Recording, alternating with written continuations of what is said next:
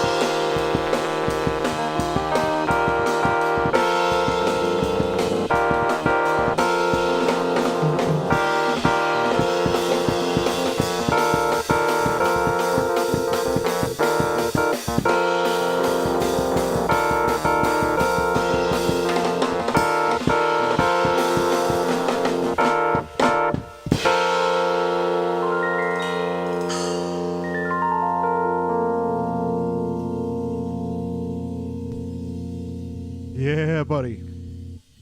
Yo, Yeah, Dave. Don Palombi on the drums, everybody. And the crowd goes wild. That's what it is. Hey, everybody, welcome in. What's up, friends? Hi. How's everybody doing? How's it sounding? How's it, Mr. Frankie? How's it sounded, dude? Frankie's in the house. We got Tabor Mullins in the house. Leon is in the house. Man, I need to listen to Game Night more often. Do it. What are you doing? Leon, what are you doing, man? I did not record keys on the album. That was not me. That was not him. Dom is all over the internet. Not really. Not in all honesty, I'm not all over the internet. I don't feel like I am. I just happen to know a lot of people that do stuff on the internet. Like this guy. This guy right here. That's right next to me. Hi, everybody. So, once again, welcome into The Hang. We're just hanging. So, my thought process for this, new series, it's not going to be a regular series. It's just going to be whenever and wherever I am. I want to travel and see some other people that a lot of you might know. But the idea is not just to do just a performance and not to do just like a random thing, but more of an artist spotlight kind of, So I call it The Hang because I want it to feel like that. I want you guys to it's Friday night, you're hanging, we're just hanging. And I want any of you that don't know Dom, to get to know him. And those who do know Dom, maybe learn some things they didn't know. So, part question and answer. So I'm going to be, like I said, reading the chat. So if you guys have questions or topics, put them in there. I won't get to everyone because I do want this to be more long form, topic-based versus just answer questions like, what stick should I use for rock? DM him for that, I guess, and also try to keep the questions to either me and Dom or just Dom. I don't, usually this turns into like, Dave, what kind of reeds do you use? All right. So I was using a size 3 and 2. Hey, Dom, what reeds do you use? Exactly. I don't play the saxophone. I don't play the heckin' saxophone because I don't own a saxophone. Yeah. Never tried. So, well, the Mr. Foolish Frankie just asked the best question that I think I was going to start with. Yeah. The topic I was going to start with is how we met, because it's not a normal music. Well, it's normal in music world, but I think a lot of people think we grew up together or we went to school together, and we didn't. So no, we didn't. Tell the people. I remember this as clear as day. I remember I was playing a gig in Jersey. It was when I was still at college. So I finished my degree in jazz drumming at Rutgers Mason Gross School of the Arts back in 2016. So this was over 6+ years ago. I remember played a gig at Tumulties. It used to be Tumulties, now Tavern on George in New Brunswick. And you just happened to be at the jam session. You just happened to be sitting at the bar chilling with the saxophonist. I remember there was a vocalist there that called you out. Because there was no. So let me explain. So I don't go to jam sessions. That's not like a thing I do. Like, people think that's what it is, and I've been to enough jam sessions to know I don't like going to jam sessions for the most part.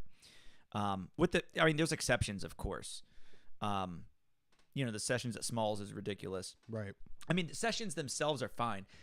The atmosphere is always odd to me where it's like, maybe I'll get to play and there's a cutting session vibe, whatever. So I never went, and literally it was the first time I was like looking around. I was like, all right, New Brunswick, where I was living at the time, New Brunswick was like 20 minutes away. So I was like, you know what? It was like a Tuesday night. I think they had it. So I was like, let me just go up.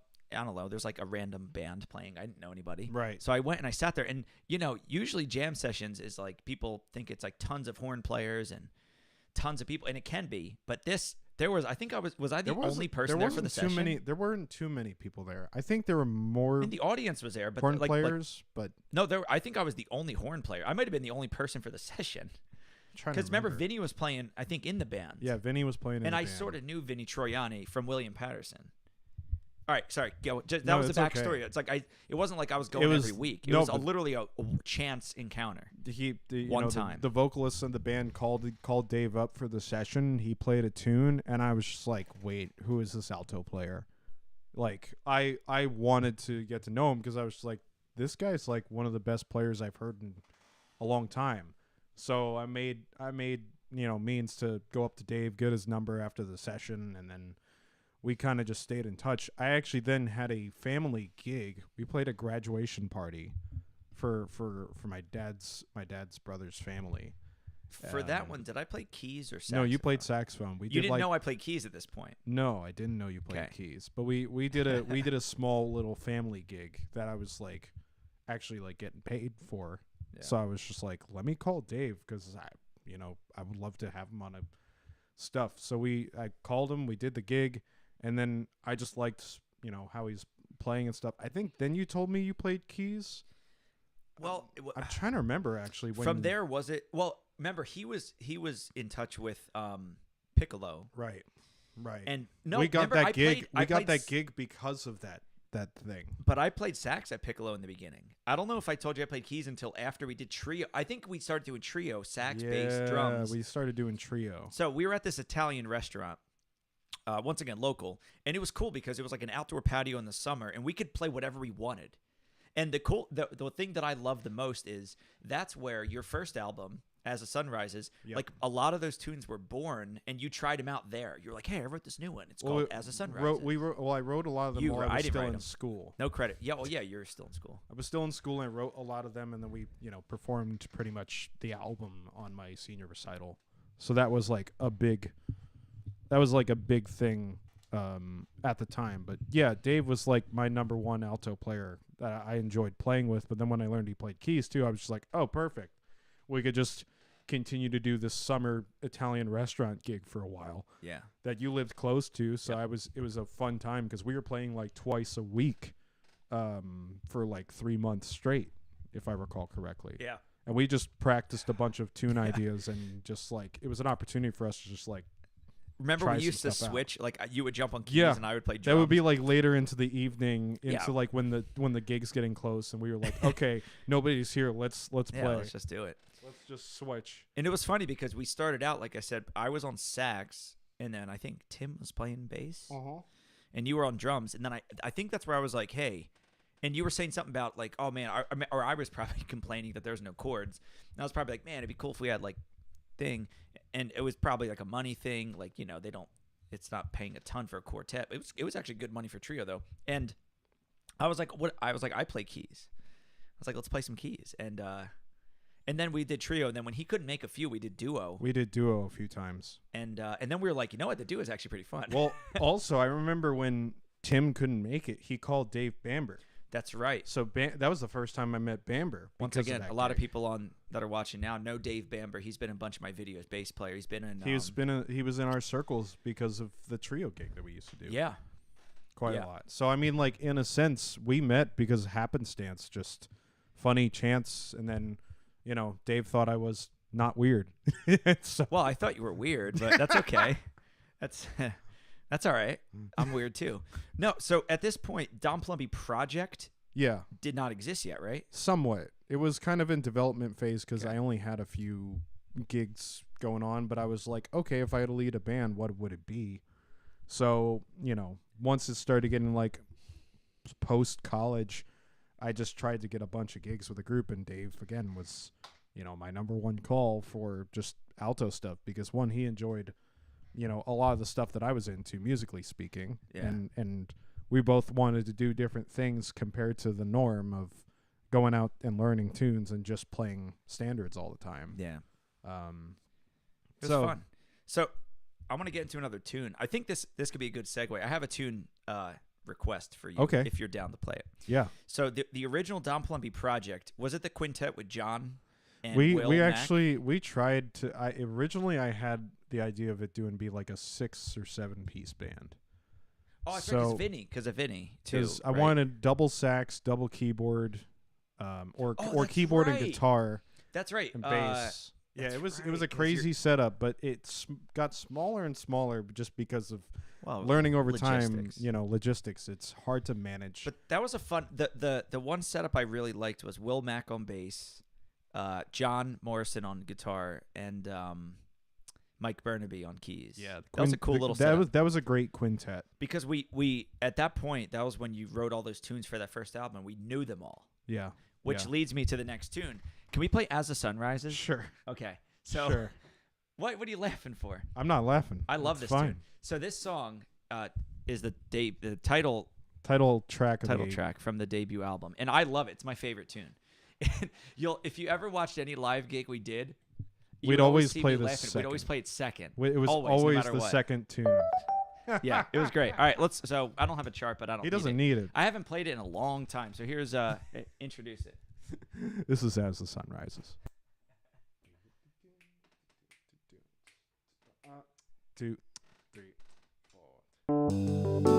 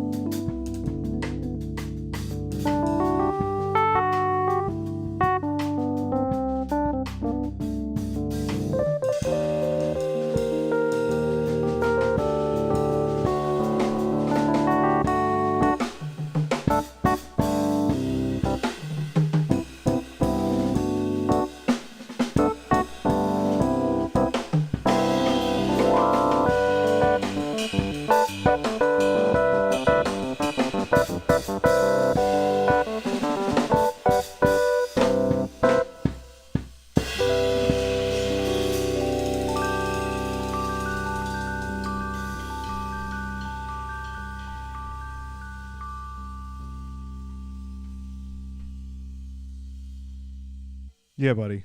Yeah, man. I love that song so much. It's a good feeling tune. It's just one of those things where like somebody, I just saw a comment in the chat where it's like it's a good way to start your morning. I feel like it's one of those easygoing tunes that is just something that you can kind of just feel and let it be a part of you and have a natural, feeling. It's like, it's called As the Sun Rises for that reason, because it's something that you can listen to as you get your day started.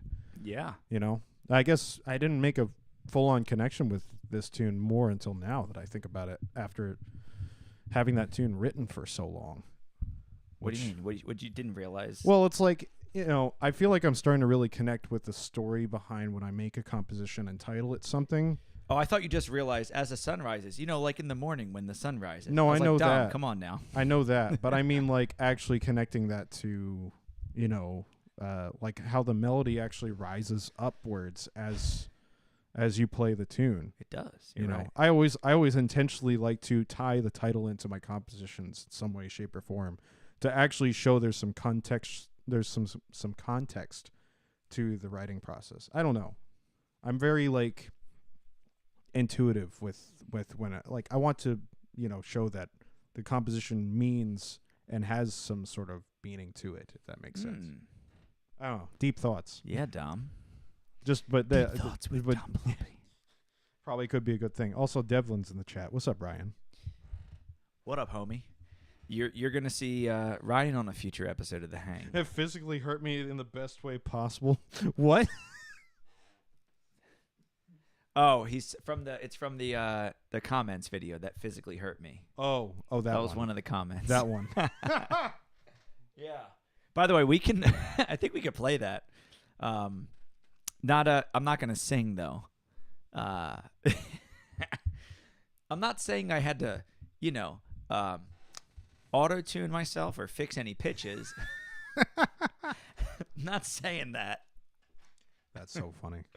So, if you guys do have any questions specifically, I think I saw some. You could throw them in the chat. It's not only just going to be a hang. But Dom, I have some questions for you, man. Yeah, man. So, and I think a lot of people, it's one of the reasons why people dig your playing so much is that you're not just like a jazz drummer, but also you're not just like a groove drummer or a pocket drummer. And the cool thing, I think, is you can, if you want, if you're playing a standard gig, and it was like, yo, we got to play just tipping pocket all night, like no other stuff. If somebody heard you play, they'd be like, oh, he's like a straight up jazz drummer. Yep. If we're playing like, yo, it's a funk gig, they think you're funk drummer. But what I love the most is that you can do both in all of your tunes. So even though you're playing like a smooth tune, you're still putting in all these just different kind of like offbeat syncopated things that normally maybe wouldn't be in smooth traditionally, but are hip, like this when we connected on that one hit and stuff like that normally wouldn't be in a tune like that. It'd be like just like a track or whatever. And also when you're playing jazz and you add like these other things. So my question, maybe you guys have this too, is there a specific like reason you like to kind of meld styles together, or is there like a influence or something that said you don't want to just do one way? Because I love it, but is there a reason why you're so good at that? Hey. Man, it's actually a very interesting question when I think about that. Because I guess one, I've always liked having multiple options in my playing. Specifically, I feel like what I've realized as a drummer, if I'm trying to be somebody that's hireable for any situation, I need to be able to play any kind of style. So that already expands my rhythmic, capabilities of what I have to try to obtain and listen to and adhere to. I guess it's just like based on my influences of what I've been listening to, it comes to with a mixture of listening to a lot of classic standards and players that we've looked up to. Growing up, like I liked listening to Miles Davis a lot. Buddy Rich Big Band was my first real stuff I was really getting into. But I was also like wanting to do jazz because I was just like, hey, there's a drum set there. When I was in middle school, I didn't think twice. I was just like, but I want to play the drums and find any way possible to do that. So I had to learn how to play swing feels and play all sorts of stuff to make what the big band drummer does. So I guess in a sense, it's been a combination of a lot of my favorite choices in music that I like, but it's also then I want to, expand on my horizons with trying out different things.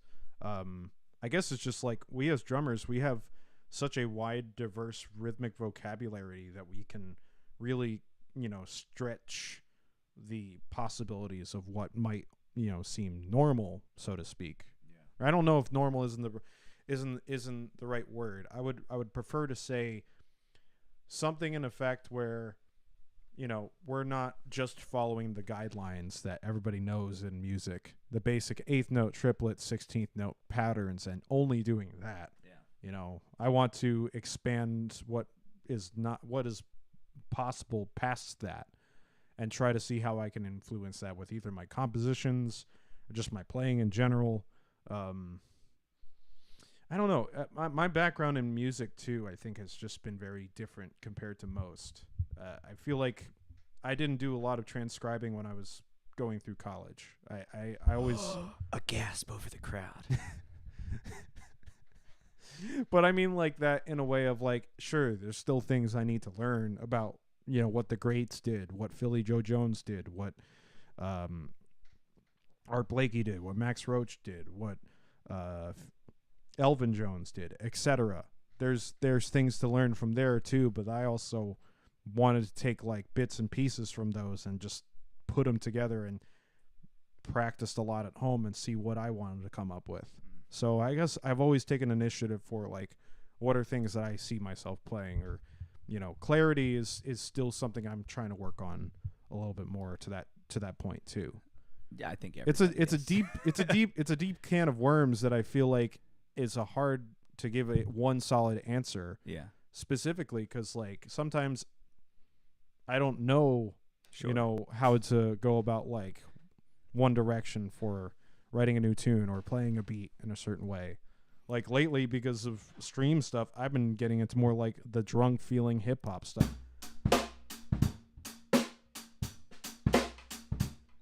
That there's something about that is just like it cool. Feels cool and it feels new and different, and like to try to put something that is normally straight eighth, but in that kind of feeling to shift perspective a little bit, can change something. I love it. I don't know, man. Yeah, no, you do know, and what I think people can learn from it if they're listening to this, being like they're like an up and coming musician or drummer or something. There doesn't have to be a drummer, but like you were never, it sounds from all that answer it was never like, oh, I like jazz, so I'm only gonna play big band jazz from the 1940s. You were always like, cool, that's important, but how can I add these other things to it? Which I think is super important, and not to take away from someone who only wants to stay in, I want to only play bebop, I want to only play this or that. But you like me, I think we both kind of like to like just bounce around. It's like, oh, let's do this, let's do that. But then also combine the two. It doesn't mean just because you play bebop over here and then hip hop here, it doesn't mean you can't combine the two. No, people have been doing that for a long time at this point, and I feel like that's what's more interesting nowadays. Because not only are we suiting, potentially our needs or our wants or our creative passion, but we get a chance to like experience something that maybe hasn't been explored before. Yeah. And on the side of the coin too of you're more hireable if you're seen in more sources or just more settings, like more settings. Genres. Yeah. I mean, think about this. You get called for gigs to play weddings. You get called for jazz quartet. You get called for background music. You also get called to play video game conventions, and you get called to play, all those different types of things. You were just playing with the university big bands, like you know. Whereas someone else who is only a, jazz drummer, if they're like, oh man, I'm doing this like funk fusion type thing. Oh, well, they're just a jazz drummer, so I'm not going to call them. Mm-hmm. Dom's on that list. You're on everybody's list for everything, which is cool. I mean, it's marketable, man. At least like that's what my goal is, and I think what I've really tried to just hang on to at this point is to be able to be seen in so many different scenes, so that way I can do as much as I want, so to speak, whether if it's my own thing or for working for other people. I mean, that's why like people see me in a bunch of covers of other YouTubers, because like I want to try to do other styles of music or work with a bunch of people at this rate, because it not only helps others, but it helps build your own character, your own portfolio. It gives you a sense of like, okay, how can I approach this in a different context?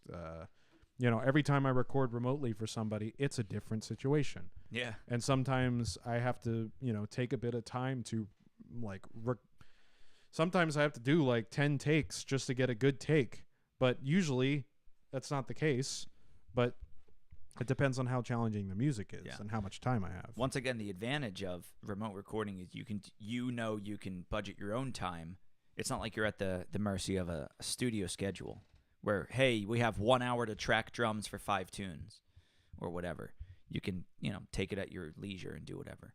And also, there's the comfortability of being home, which I think is or something that people overlook when recording is like nowadays with remote recordings, like you can record your own thing with your own microphone in your own room at your own time with your own settings. And you don't have to, like some people, even great musicians, get nervous when they're in a studio and you have an engineer staring at you and people don't touch the microphone, don't do this. You play differently. But if it's like, hey, like I recorded for Jacob Webb, actually one tune off his album that I was on just went #1 on the Smooth Jazz Billboard chart. Holy crap. Not the tune I was on, though, of course. But Jacob Webb was a great bass player I went to college with at William Patterson. And I saw somebody just ask about William Patterson. I'll get to that in a second. People calling. Okay. But yeah, so like, he was like, hey man, I'm recording for this album. He's like, here's what the track I have so far. Here's what's real. Here's what's going to get re-recorded. Here's what I want you to do. And he was like, I need it in whatever amount of time he told me. Like, and I always try to get things early, like, just like you do. Yep. So I was like, yeah, man, I'll do it by here. But I know that if I have a bunch of time on Saturday afternoon, I can say, all right, I have to record this melody and solo. I can give myself as much time as I want. It's not like, all right, Dave, can you do this session? We have 4 hours to record these 4 tunes. So I know that there's a finite window there. So if I'm not feeling it, I got to just lay down and take. You got to spit something Otherwise, out. if I tell him I'm going to give it to him on Monday and I want to do it Saturday and I'm not feeling it, I'll do it Sunday. It's cool. It's like a really cool thing about remote recordings. Yes, the studio recording can be so nerve-wracking too. Grax and I have said that in chat, and I agree to that point, because sometimes there's an added pressure. Sometimes that pressure is good when it forces you to be on your best for a short amount of time, because time is money. Usually, especially when you're recording for somebody else. Yeah, and you're getting paid to be there too. On top of that, this also goes to I always tell students, like good high school kids or college, whatever. One of the biggest differences between really good amateurs and professionals is consistency. An amateur might sound great in a clip, but it may have taken them a long time to get to that point, or 1 out of every 5 solo sounds great. A professional, their minimum level, like their worst solo is still going to be up here. True. Like the level, it's not like they're really good some days and then terrible other days. Like every time you hear Chris Potter, you're hearing Chris Potter. Yep. In his mind, Monday might have been a terrible gig and Tuesday was great. If I saw both gigs, both are amazing to me. You know what I mean? Yeah. But in his mind, his level, his bottom level is so high that it's still, so like if he was recording an album on Sunday, he might have had an off day, but none of us would know, because he's so far up there. So that's kind of I always tell people, get your default setting, your minimum, as high as possible. Yeah. You don't like there's some high school kids out there that can play like ridiculous. But I always say, like, all right, make sure now, like the best high school kid or college kid in the world is not much worse than the best professional on their best day. The difference is, on their worst day, a high school kid's not great. Even that good kid falls apart mentally, physically, whatever. On a professional level, their worst day is still really good. No, I feel that too. Sometimes even like when I'm doing stuff for you, like there are some days where I'm recording a track and that's more complicated. Like I'm trying to think of a good example. Probably when we did the Skunk Funk video. Oh, I love That was one of my favorite really videos fun I've ever arrangement. done. I remember it took me like probably a good 2 to 3 takes to get one that I really enjoyed. And sometimes about when I'm recording, like in that matter, it takes a bit like first take feels great, but there's 1 or 2 mistakes, and I'm like, no, I gotta like redo the whole thing because I don't want that one mistake to stick out. And I haven't figured out a cohesive way to like overdub or punch in at a certain point because I'm the one man studio, so there's a variety of things. But I guess like overall, yeah, my goal as a drummer just in general is to play as much as possible and be as diverse in so many different styles, so that way I have a lot of choices whenever I'm playing a tune. Like, As the Sun Rises is a straight up roadmap of just chill. Yeah. There's that now loading is more rock because that's calling for more high energy, just like something in your face. Every tune has its own different thing, and sometimes you have to shift gears. I don't know. But this is great. Don Palombi, everybody. The Hang. Speaking of shifting gears, let's play a tune. Somebody asked, are there going to be any weird instruments tonight? This is kind of weird. Well, somebody also asked, what was the weirdest gig that I've ever played? Oh, yeah, that's a great question. What is the weirdest gig? I won't go into great detail. Protect the innocent or the guilty. I used to play with a jam band, and it wasn't that weird. But it's one of those scenarios where you get with a project of people, you think the project is cool, you play a lot of gigs, do stuff with the band for a while, they have weekly rehearsals, and then after a while you start to get to know the people a little bit, and they don't seem as cool as you would think they are when working with them and such. So after a period of time, I was starting to get the feels because there were a lot of times I'd have to like drop a better paying gig for this band. And I wasn't about that because I'm like, I need to make money and also take advantage of opportunities. Yeah. I understand when there's a commitment to a group of people, that's expected. But I also feel like there's got to be some flexibility at times. Yeah. When it comes to certain things, because, you can only stay in a dedicated band for so long if things are really happening or moving fast, and it's hard to say about that sometimes. So, but then unfortunately one of the band members passed away, which sucked. So that was like very big shift. But then the band tried to get back together, get a different person. Things were cool for a period of time, but then same stuff was happening again. I was like, I'm getting better gigs that I have to turn down. So I stopped playing with that group because I was just like, I'm done. I can't keep passing up better opportunities for this band that feels like it's not going anywhere. So, outside of that, I mean, I'm trying to think if there was anything weirder. Well, not like outly weird. Well, while you're thinking of it, maybe. This is a gig. I didn't actually take this one, but it was definitely the weirdest gig I ever got called for. Ready for this? Mm-hmm. It is legit. Someone called me for a gig, and they were like the third party. They're like, "Hey, don't laugh when I tell you this. I'm being serious, and it pays well." That's how they started the phone call. They're like, "I'm being serious. Don't laugh, or laugh if you want, but it's a serious gig, and it pays well." I said, "Okay, what is it?" They said, "There's these old, this is legitimate, old women who like music from back, way back. I'm talking, like the 40s." Music. They like Glenn Miller Orchestra. They like big band jazz, but they don't hear it anywhere, and they want to go shopping on the weekend, and they want music with them. So what you would do is follow them around into stores and while they go shopping and play saxophone, like play like In the Mood and play like In a Mellow Tone. Bruh. Yeah, right. And I was like, oh my god, this is amazing. I was like, this is gonna be the greatest gig of my life.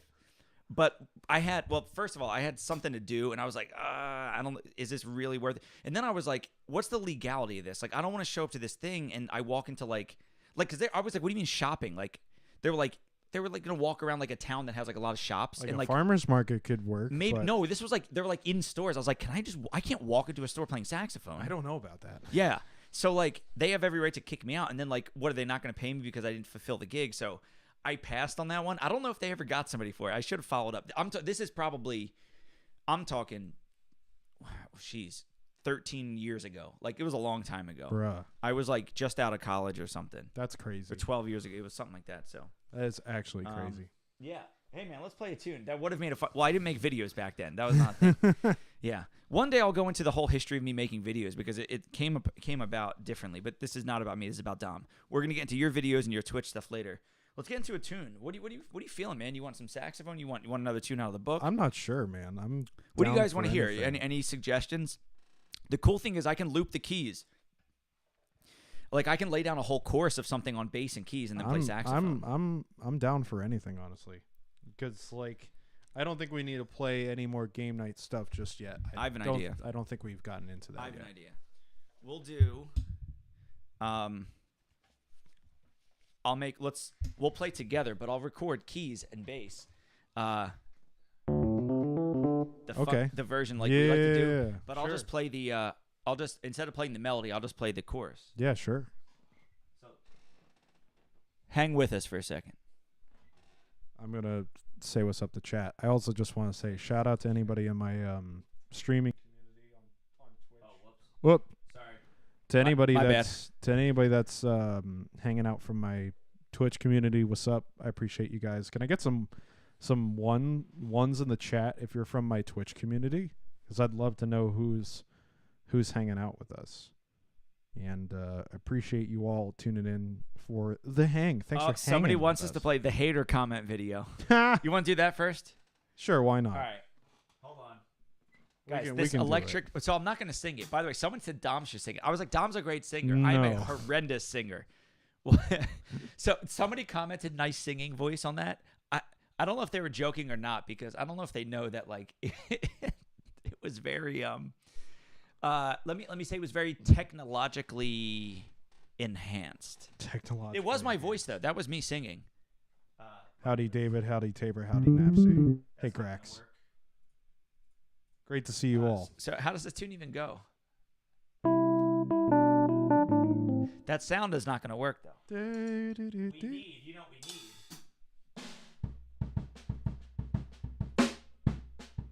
Oh, here we go, baby. Here we go.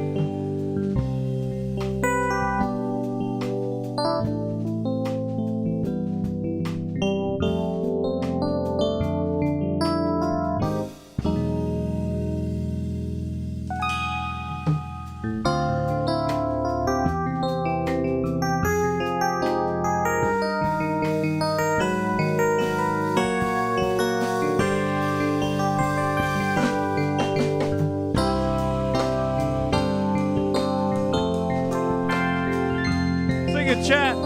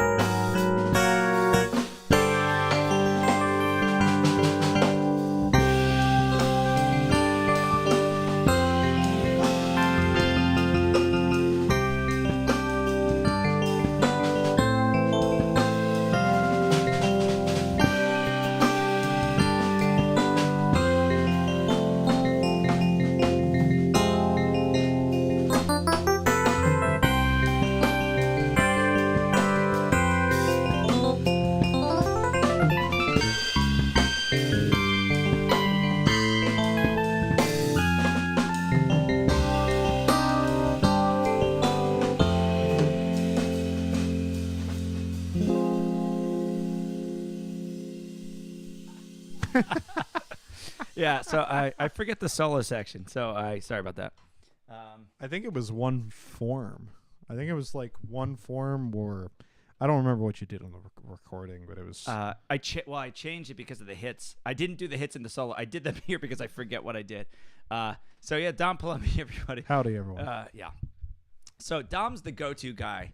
Whenever we were talking about actually before we went live, about, I've been posting every Wednesday now. I don't like have a set schedule, but I've recently been posting every Wednesday.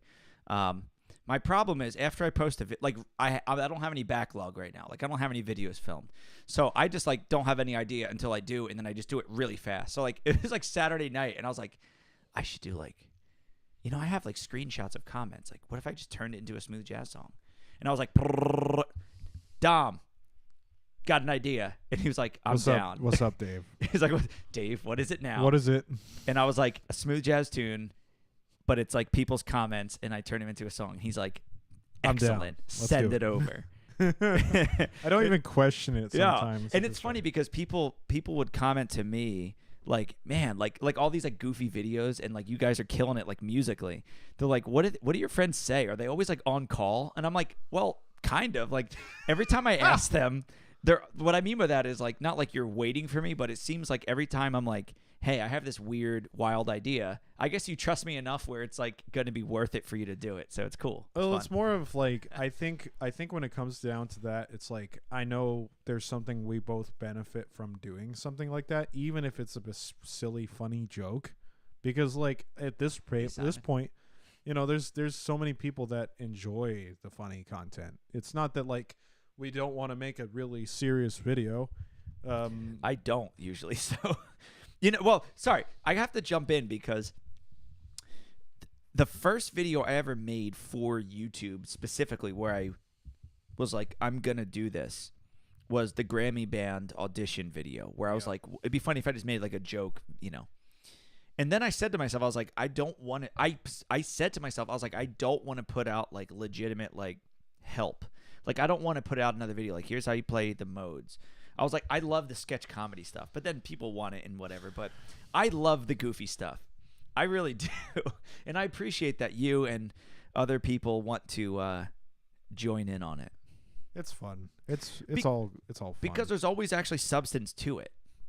That's the thing. I think a lot of people, like when we're goofing around doing like even that tune, like we're still playing it, like trying to play it well. We're not screwing around, but we might be having fun with the style, but we're playing the style as best as we can. No, yeah, that's true. We commit ourselves to the song particularly. Yes, whatever the song is, and that's an ego thing. I think some people be like, I'm not doing that. That's beneath me. I only play blah blah blah, and that's why whatever. Well, we're having fun. We're joking around and we're laughing. We're hanging, so they can do whatever. Who's in the chat? Let's see. I saw Simon. Simon Wong. Yeah, what's up, Simon? Man, I haven't talked in a minute. I should have Simon on. Howdy, Aaron. A former student on here, who I taught him when he was in 5th grade. We can tell some stories, Simon, of when I was teaching you and you were like 10 years old. I have some funny ones actually. Nothing like bad. No, like good stuff. He was a great player even when he was 10. So, anybody asking questions? I haven't really checked out too much. No, we've been chilling. Somebody asked a question about me about studying from Vincent Herring and stuff, and I'll answer that in a different thing. Dire Docks, the moment. Oh, the as I think it was either the opening of the tune when you were playing that. That? It has a do do do do do dee ba do do do do do do dee ba. Gotcha. It's got a similar motif at the beginning for like any of my video game music friends or viewers out there that know like video game tunes. The Dire Docks is from Mario 64, and that has like a very similar, I guess, like feeling / motif kind of thing going on, which is pretty cool. But I guess that's the cool thing about video game music is you can hear all the different influences from the composers. Like that's why I'm so into that stuff nowadays. You can hear all of the influences from the composers that like have checked out jazz and have checked out all the music that came before them and stuff like that. It gets super deep. Super, super deep. I love it. Hey, Dom, what do you What's think? up?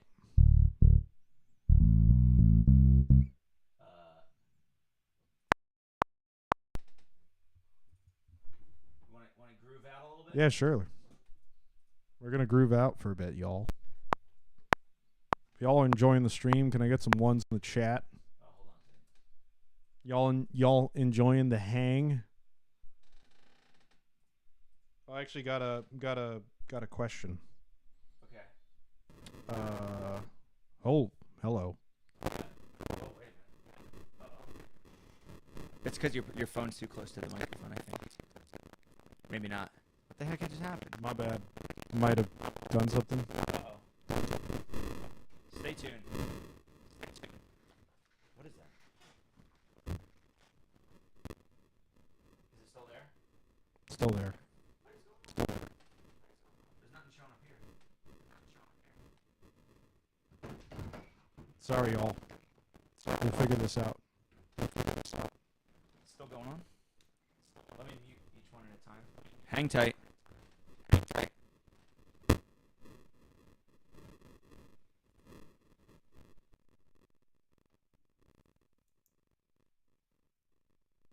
have been this. No, it's still there. What is going on? Here, mute mine. I'm going to unplug. Did you mute mine? Hold on. Yeah. You did? Yeah. What happened?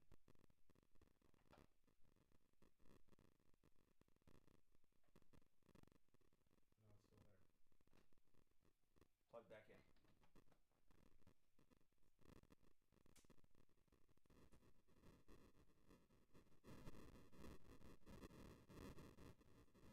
What is happening?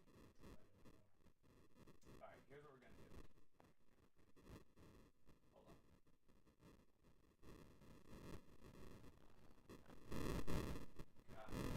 Whoa. We'll be back in a second. Hold on. We'll be back in a second. Hold on.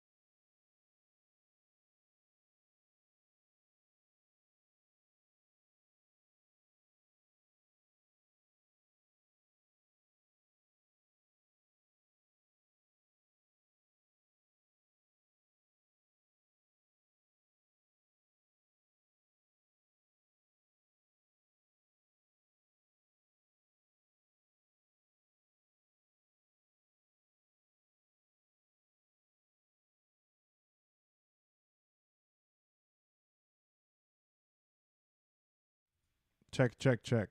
Sorry about that, y'all. Hey, everybody, we're back. We're back. Don't leave. We're still here. Yeah. Something happened weirdly with the audio, so we just needed to quickly turn off and turn things on. So, but I think we're good. Yeah. So let me jump in here because someone just asked something. Oh no, somebody else asked a question earlier. It was Baudril Jean. Okay. I'm trying to learn drums to be a better sax player. Oh. Any advice about how deep I should go? Just general thoughts on doubling to increase your musicianship. I mean, like, the one thing about learning a secondary instrument is not only do you get your perspective from learning a new instrument from, like, as a horn player, I guess, if you're a horn player primarily learning drums, you get to see what the drummer feels like when they're playing, and you have a kind of level of interpretation and ideas coming from your horn player background, if that makes sense. So for me, I primarily play drums, but whenever I play keys, the drummer is still kind of in the back of my brain when I'm playing piano, outside of like learning a part. If I'm trying to compose something or trying to learn new ideas or try to come up with something, a lot of my drummer ideas kind of layer on top of that. Now, piano being a percussion instrument mainly because it's hammers hitting strings, that's just one idea, but there's this great tenor saxophonist, Ralph Bowen, who is actually a really great drummer. He like plays drums a lot. I don't think he's recorded with anybody playing drums specifically, but during my years at college, when I was at Rutgers, during his theory classes, he would force the drummers to play piano and or vibes, and he'd be the drummer playing stuff. So, you know, he would be playing time. He would be playing all these polyrhythmic kind of things whilst playing the horn. So it's just like it adds an extra layer of things, but on top of that, you get to understand what the other role is doing, and it might bring you back when you play your horn again after playing drums. You might think differently the next time you play your horn.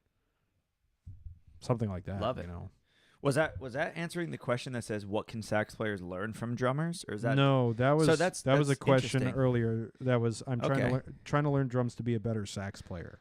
So to piggyback off that, someone asked about what can sax players learn from drummers, and I think like they said that Jay from Better Sax said about playing in the pocket, and I totally agree with the pocket thing, but also for me it's interaction. Mm-hmm. When I am soloing, right, when I'm playing with a band, like say a quartet, my like there's a lot of things going on, right, in the conscious and subconscious. Subconscious is playing in time, playing in tune, playing with a good sound, hitting the changes. The conscious thing, 90% of the time for me, is interaction with the drummer rhythmically. Yep. Like, yeah, I might try to like harmonically interact in some way, but it's like that's not nearly as effective as rhythmic interaction. Yeah. You know, I'm always looking for that. Should we like play like a blues chord? I'm not saying you play sax. You could play keys. Yeah. Could we like probably put something in example for like a short Yeah, bit? a little rhythmic interaction. I don't know. Could be whatever.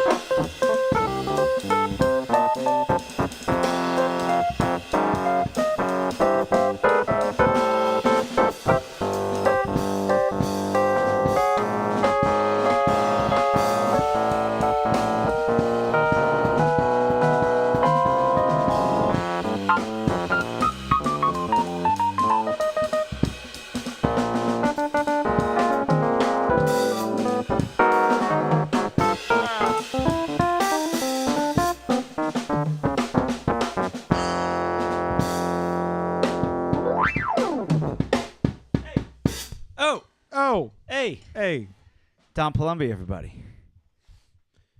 On the drums. I don't know. What I like to do a lot is when somebody plays Wow. something, I literally spit that back at them, like instantly.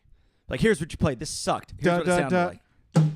You know, and I just like, I love that instant. Just like, oh, I heard this, I'm gonna say it as well, or I heard this, Yeah. I'm gonna say that.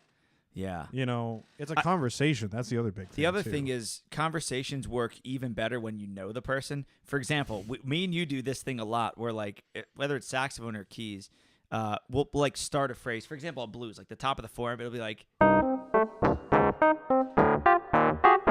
ba-da-ba-ba-da-boom. And we always line that up, and I love it so much. And I know it. I like feel you being like, yeah, I got this. I'm It's right like, there, right there, right there.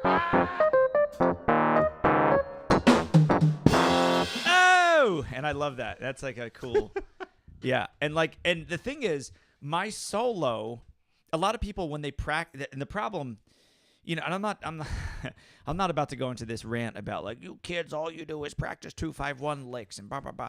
But there is something to be said about if you always practice by yourself and you're always just playing to a backing track, you're just getting used to you putting, it's a one-way street. Yep. You going this way and nothing ever comes back. Yep. So you get used to just going, just playing whatever you want with no thought to anybody else in the band. It's almost like you're talking and saying words and talking and talking and saying more words and trying to make a cohesive sentence, then also trying to say more things that make a cohesive sentence, and also trying to make more of a cohesive sentence to get a point across. Then you forget to breathe. Yeah. You know, So- it's easy to say a lot of things and forget to breathe. Or hey, Dave, Hey, Dom. how you doing? I'm good, buddy. You know, yeah, and that's space in when- the conversation yeah, too. and the thing is, when I think it gets misconstrued sometimes when people talk about space. They think space literally means just play a phrase, leave empty space, whatever, and think of it. It's the space needs to be used for something. The space is so either the audience could digest it, they can listen to what you just played, or someone can interact and answer what you just said. I mean, yeah, even like something I still struggle with to this day is leaving a lot of space, because drummers, we can easily just be like,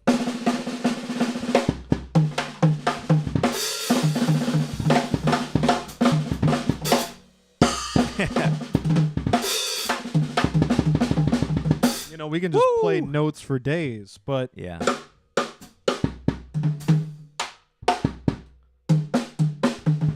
yeah.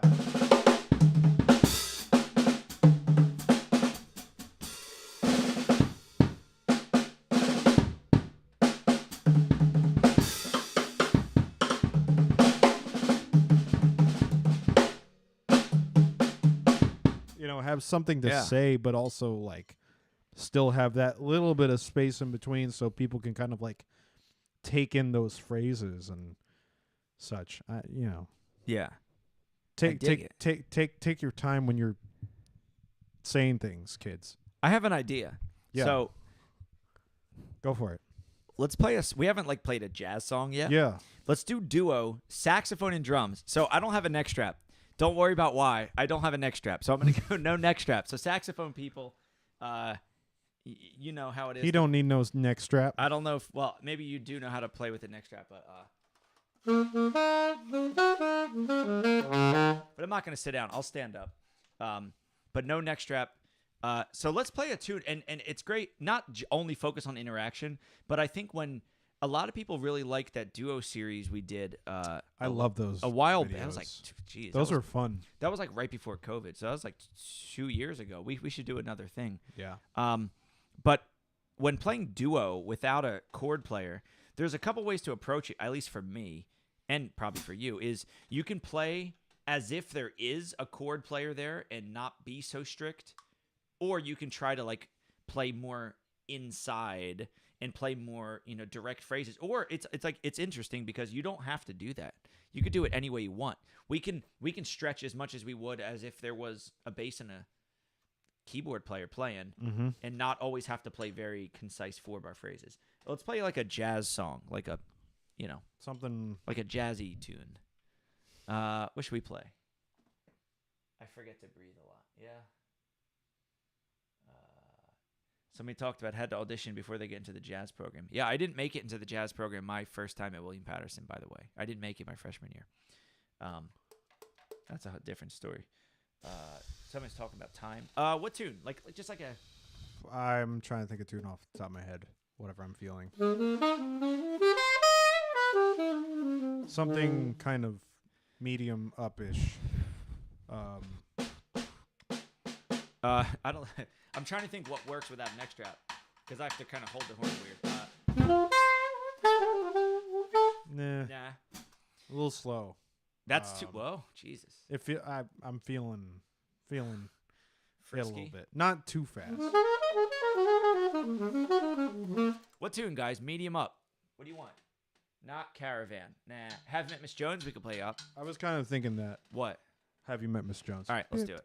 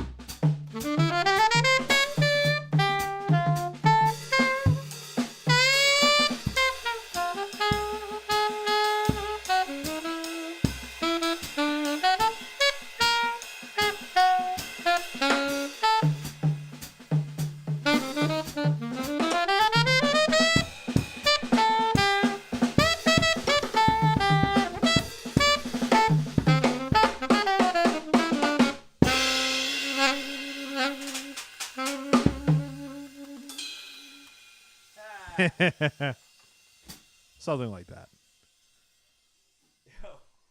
Heck yes, brother. It's hard to play without a neck strap. Yeah, you held that thing for a good 7 minutes. I haven't done that in a while. Well, it's just Ish. the way I like to let go of the horn apparently. Well, I dropped the stick, so I mean, Yeah. I have no excuses either. Yo, welcome to the hang. Somebody keeps asking about macro time. Somebody's obsessed with it. They're like, good segue to do this. Brandon Fu. Hello, Brandon. Hi, everybody. Don Palombi on the drums. Hi, everyone. Goodness gracious. Goodness gracious, indeed. It's been a time. It's been a hang. We're still hanging. We're still going. We're still going. Yeah, man. Shout out to Hugh Davis. Hugh Davis, if you're still in the chat, shout out. I'll tell you who Hugh Davis is later. So Dom, if you had to give up 2 instruments Tabor. equally proficient in 2 others, what would the new ones be? Wait a minute, what is that? Hold I think on. he's asking if we couldn't play our main instruments, what would our other main instruments possibly be? So if I had to give up piano too? If we're as good as we are with our instruments. 2, but he said 2 each. But 2 each, 2 different So instruments. piano and sax, I give up. I'd want to be good at drums and bass. I'd probably lean on bass, either bass or man, it's tough to say. I guess maybe saxophone. Oh, sax is so easy. Or trumpet. I'm not Pick sure. a harder instrument. Sax is the easiest one. Yeah, trumpet's tough. I don't know. All right, let's can we address this because it does have to do with rhythm. Someone says good segue to talk about slow metronome mark macro time, feeling versus counting larger chunks. They were also talking about feeling every 2 measures versus every beat, feeling phrases, I guess. How do you either, I guess, practice that or is that something that comes during performance, not practice? The feeling of larger. I think you can practice these things, but it also is the same. It also is the same yet different mentality when it comes to performing things, especially when you're practicing slower tempos. Right? We're talking. Let me just make sure.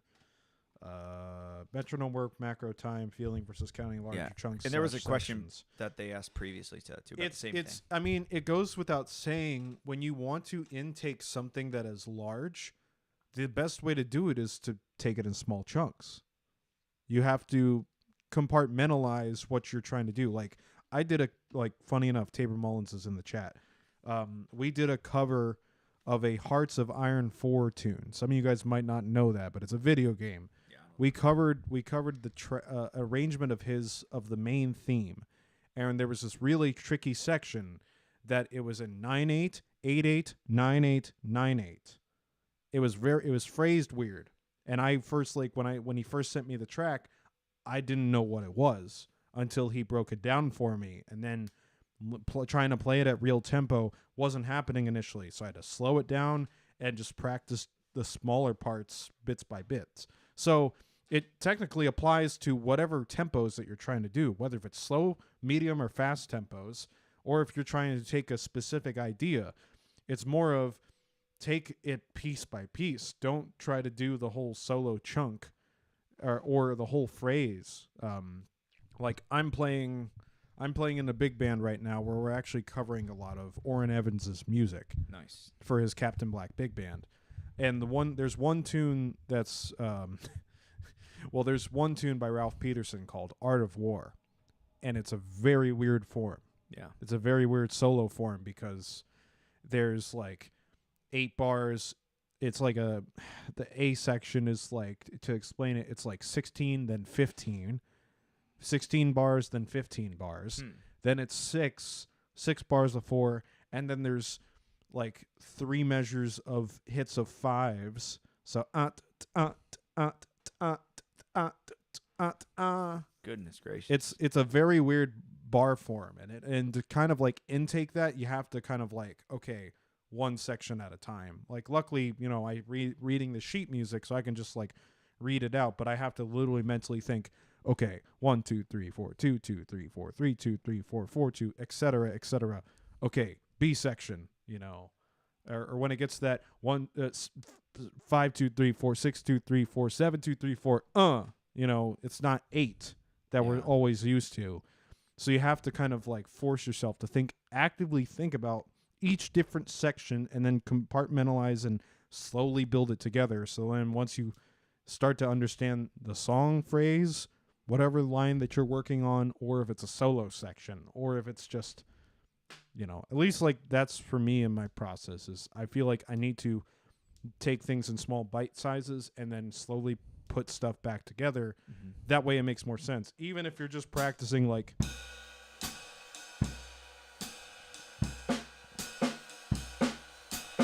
slow triplets, it's trying to think about each of those notes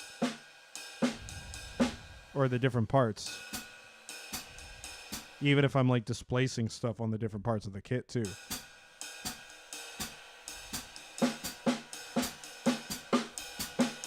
Whatever it is, I don't know. I don't think I'm playing a great enough example, but I think you get my point.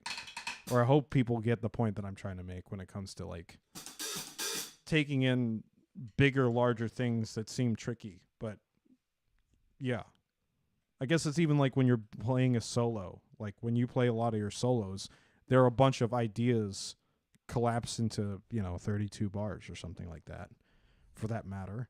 It's not all just one continuous idea that you're having. No, you're always using some reference, or you're always referring back to previous things you said, or seeing what else is happening around you to kind of go with that boat too. That's the thing is I think with improvisation, I like to use a lot of analogies with my students, and I talk about like if you're building a house, right, and somebody says be as creative as you want, build any type of house you want.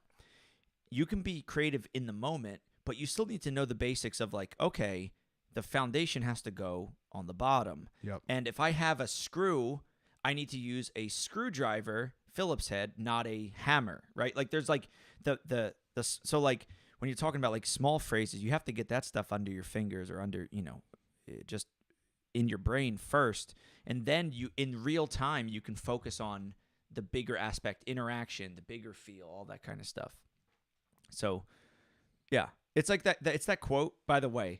This quote, I don't like when people use this quote because most of the time they're not using it properly. There's this quote by Charlie Parker that says, master your horn, to the effect of, not exact quote, master your horn, practice, master your horn, then get up on the bandstand, forget all that, and just play, right? So people take that to think, man, when you improvise, you shouldn't be thinking at all, just let it flow. They always forget the first half of that quote is, master your horn. Learn the stuff. Really, yeah, people skip over that part of the quote. They just think he means when you're soloing, you shouldn't think about anything at all. Correct. You shouldn't be thinking about how to play in tune because hopefully you mastered how to play the saxophone in tune in practice. There are people who skip that step. There are people who don't have good time on drums who think they want to go out and play crazy drum solos.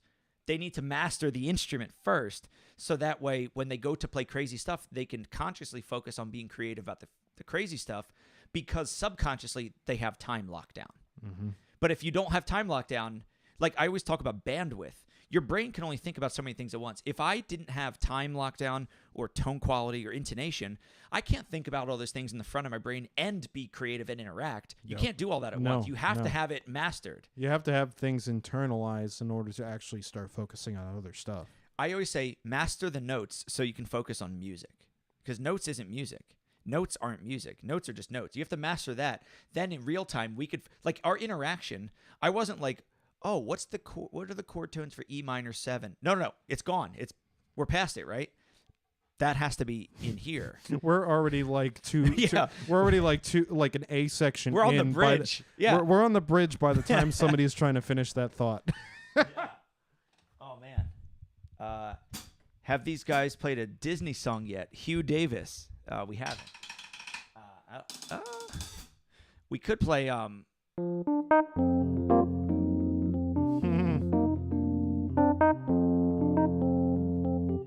could. I mean, that's up to you though. So people are hanging. There's some people in here. So, all right.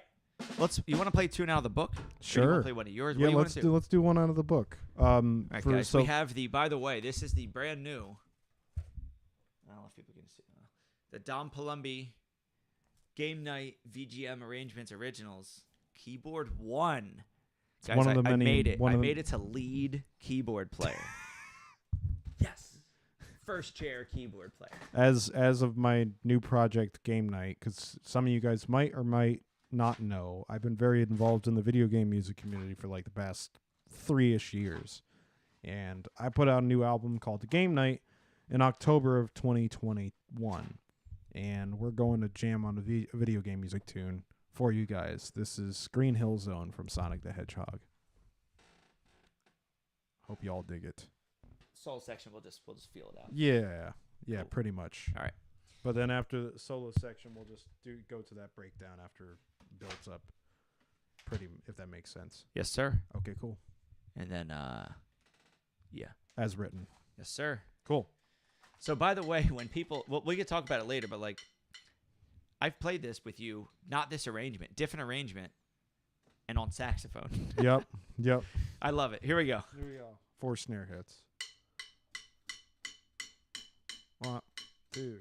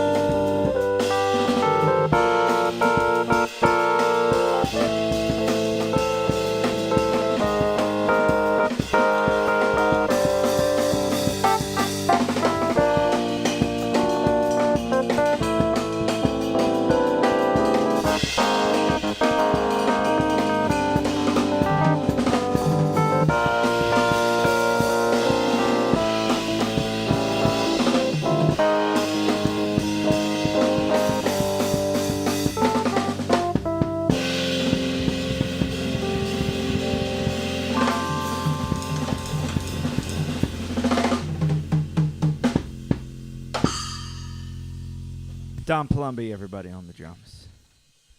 Don Palombi. Thanks, Dave. Green Hill Zone from Sonic the Hedgehog. Sonic the Hedgehog. It was not Mario Kart or F-Zero. Sonic the Hedgehog. So people know. Yeah. Yeah, buddy.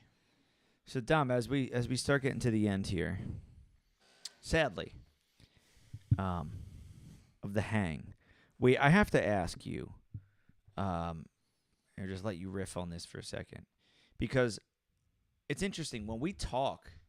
And this is a funny thing when you talk to a musician, either musician to musician or musician to non-musician. Mm-hmm. If they know you, it depends how they know you as a musician, as to what context they talk to you in. For example, when I have students that just find my YouTube channel, when they come talk to me about my music, it's always in the context of what I posted on YouTube recently. Right. Within the last, what they immediately find, versus, I've played many performances that aren't documented, but in this day and age, if it's not documented on social media, it didn't happen, right? Right, so, right. That's so, a tricky thing. So that's not even what I want to get into, but what I want to say is you're known by a lot of people as, like when I call you, you're a great jazz drummer, great rock drummer, great whatever kind of musician I need, right? For the gig, killing. But a lot of people know you as a Twitch streamer now. Mm-hmm. And so like a lot of online people post things somewhere online. Like for me, if somebody said, where do you see my content? People would say probably YouTube, right? Right. Other people, it's Instagram. Yep. For you, it's Twitch. So I'd like for you to just kind of talk about maybe how you got started with Twitch. And that could be even like before you started posting stuff. Like, did you watch stuff? Did you watch music? Did you watch gaming is big? Mm-hmm. And then how did you like grow into what you did? Because you have a killer setup, like a literal technical setup at your place. And by the way, all of you here probably know Dom's setup. Over on what is it? Twitch.tv/Dom Palombi Music. If you just find any video he does with me, I put a link in the description to all his stuff. It's in this one too. It's in this video. It's a link to all your stuff. It's got the social media. It's got that. But the Twitch thing is really cool because it's a very specific live streaming because like I didn't know anything about Twitch. I still really don't. But riff on that a little bit, like how you got started with Twitch, what you dig about drumming on Twitch, and how you've grown kind of a big following on that platform, and how it's grown to other things. In a sense, first off, Twitch is just one of many live streaming platforms. We're technically on another live streaming platform that is called YouTube. So like to the common eye, live streaming is just one thing that creators can do to share their endeavors on whatever. It could be gaming, it could be music oriented, it could be creative based. There's endless potential with regards of live streaming. I guess like to kind of tell a long-ish story, because the way that I got into Twitch wasn't directly into getting into streaming immediately. As soon as I graduated from college, we were doing Dom Palombi Project stuff. Dave was playing in my band for a long time, and then I kind of stopped getting gigs for a while because I was kind of getting tired of leading a group for a bit with gigs only being as they were. So I didn't get gigs as much, but I was hanging with a group of friends for a long time, playing Dungeons and Dragons, video games, tabletop stuff, because I always enjoyed playing games on the side of music. Yeah. That was just something I casually enjoyed, and it was that camaraderie that I really appreciated. I found a new friend group with an old colleague of mine that I haven't talked to as soon as I graduated. So I texted him one day, and it's just say, hey, long time no see. How have you been? And we started talking, and I was like, hey, do you want to hang out sometime? He was like, yeah, sure. And then that led me to getting to know more of his family, friends, other people that I haven't seen from college in a while, or new friends that I reconnect, that I, are dear close friends of mine now. So it's like that friend group I started hanging out with frequently. I pretty much hang out with them almost every New Year's Eve now. They do a thing on every New Year's Eve because they're some of my best friends. But we went to a gaming convention in Boston called PAX East. That was something new that I found out they used to like going to do way before COVID. I'm talking like 2017 was the first time I went with the friend group just for fun. Had no idea what to expect. Go to the gaming convention, meet a bunch of new people, and just go there to have a great time. Kind of think of that. But I was thinking in the back of my head, I wonder if there was something musically speaking I could get out of that. So I go to said convention, spend 3 of the 4 days seeing stuff. We see a few concerts, and then I actually learned that there was a jam session space held by another gaming convention at the time that I didn't know what it was, called MagFest, where musicians can go and actually play with other musicians. And I was like, I haven't played drums in 3 or 4 days. I need to shed. I need to do something related to my instrument. So proceeded to go to that jam space and teared away from my friend group for a bit. This was the last day of the convention. There were this group of guys, this great band called the Super Soul Bros, a funk soul video game band based out of San Jose, California. They were leading the session at the time. So I got my name on the list to play a video game tune, because that's what they were doing, and got up to, with a random set of musicians. The keyboardist, Robbie Benson, was the band leader, and he was playing with me and a few other people. The session happened. It was very interesting, is what I will say. And then, I meet some of the other guys in the band very briefly, and that was kind of the end of the convention. But it was like something that I didn't realize, that like people were performing video game music as a forefront thing. So flash to 2018, same friend group, same hanging out and stuff. They're going to the convention again. And I find out the Super Soul Bros are leading are headlining at PAX East the following year. Okay. So 2 weeks before the convention happened, I decided to hit up the drummer. I did my homework and researched them online, found the drummer's Facebook, messaged him, and I was like, hey, man, I don't know if you remember me. I played on this funky version of a Zelda tune at this session last year at this convention. He was like, oh, yeah, you were the drummer that didn't suck on this tune, right? And I was like, yeah. He was like, there's a video that exists of this thing that happened, and the band has been talking about it for ages. So I met up with the guys at the convention in 2018, started to like talk to them about that. And they were like, were you the drummer in this video? I was like, there's a video of this. So, I don't know where the video is anymore. It's not on YouTube. But that instance led me to get to know the Super Soul Bros very well. But then the drummer, Chris Heyman's one of my also best friends.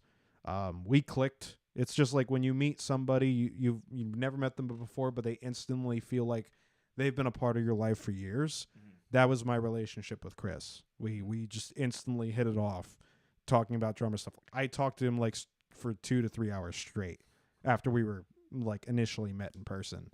So that was a highlight of my convention. We continued to talk after that. I decided to fly out to San Jose, California during the summer to go hang out with them for a weekend. And we streamed on their Twitch channel.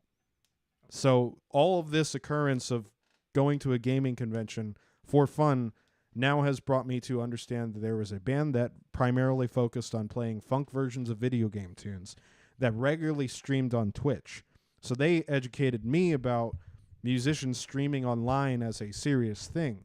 And as soon as that weekend happened, I started streaming online on Twitch using my phone. I started like doing it because I was like, okay, what else is there to this? What can I learn? So I started streaming from my phone. Setup started to evolve. I streamed more often, more frequently. And it's pretty much cascaded 3 years of me getting to know not only the Soul Bros, but then finding about other video game music conventions, going to MagFest with the Soul Bros as a guest in 2019 with them, playing along with them in a few jam sessions, meeting other video game musicians such as like Insane in the Rain Music, Carlos Eni, X, Y, and Z, and more people that know the big internet names that we know now. Yeah. It's kind of just this whole curiosity bomb exploded in my head. And I was just like, wait, there's another door. There's another door. There's another door. Streaming has just then started to become a fun thing that I was curious to figure out what more could I get out of it. Yeah. And it opened up the whole video game music community, and I was like, this is really cool. I want to do more of this. I got to ask, when you first started, you said you streamed from your phone. Did you basically just set up your phone and that recorded the video and the audio? Yes, it was. So you just set up a drum set, it was very phone. very jank.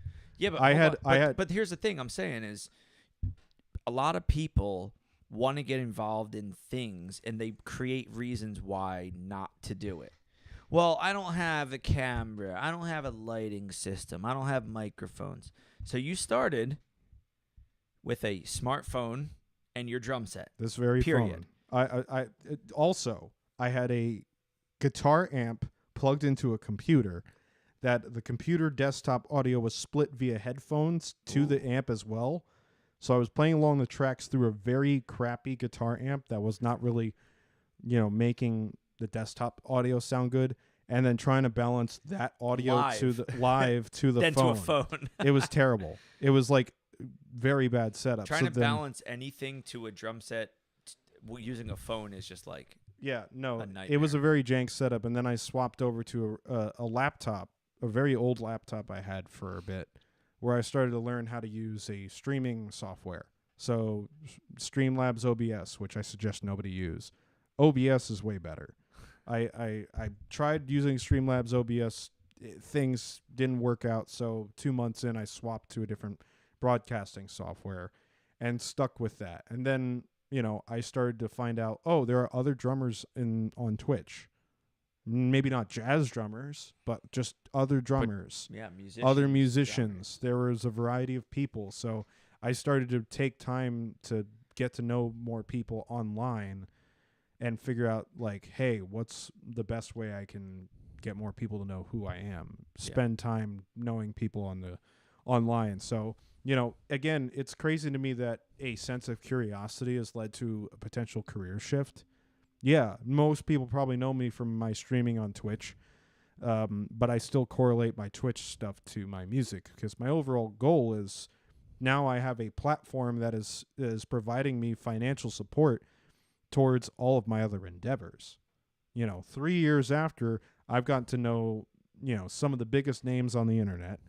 I've gotten to connect and work with, a lot of amazing musicians online in various styles of music too. Like, I've recorded on quite a few different projects, and I put out one of my biggest albums to date of last year. Yeah. That I didn't expect to put a big album together for that, but I wanted to put something out that helped summarize what has happened to me in the past 3 years of my life. And streaming has been a very big, trampoline or just a very big bounce support system for me to do it. And the community online is just some of the most wonderful people I've met digitally. I mean, there's only a handful of the people I've met online on the online community in person from going to conventions, which is super great. It's great to finally put a name to a face after a while. Yeah. But yeah, no, it's the live streaming thing it works for some people. It doesn't work for everybody.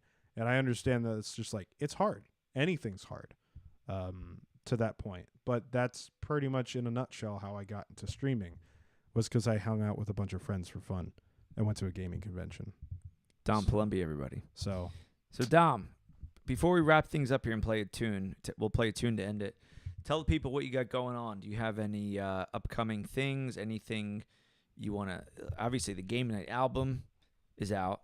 Yeah, it's out. But anything else specific you want people to know about before? Well, so the Game Night project is a funk fusion compilation group project that I like to describe Game Night as the scary pockets of video game music. For any people that probably aren't hip to video game music, I suggest you guys should check out some of the stuff, because it's actually some really cool music.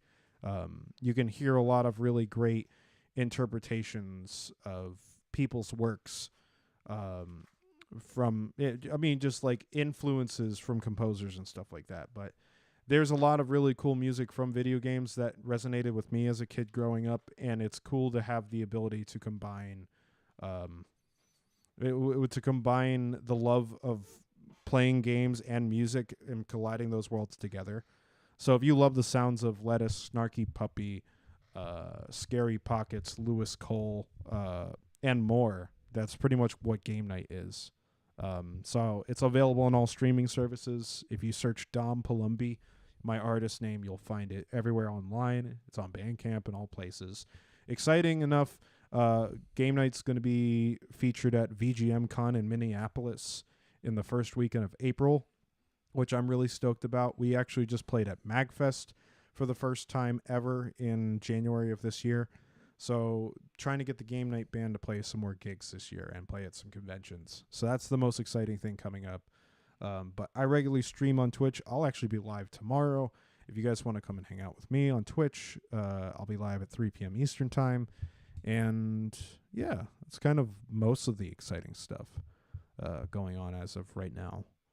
But I love it. yeah, outside of that, just trying to record and make some more cool music with people. This has been the hang. Dom, it's been fun hanging, man. Let's end with a tune. Likewise, dude. I pulled up a couple here at the end that we've done before. If you don't want to go that direction, we don't have to. I am very down for this For that? tune. Yeah, Okay. Yeah. So we're gonna play a fun tune from this game called Chrono Trigger. It's actually the theme from the game called Chrono Trigger, and the track it's called Chrono Trigger. Thank you all so much for hanging out. It's been Dom Palombi. See you in the next hang. I don't know who the guest is going to be yet, but I have a good feeling it's going to be a saxophone player. So stay tuned for that. Here we go. Appreciate y'all.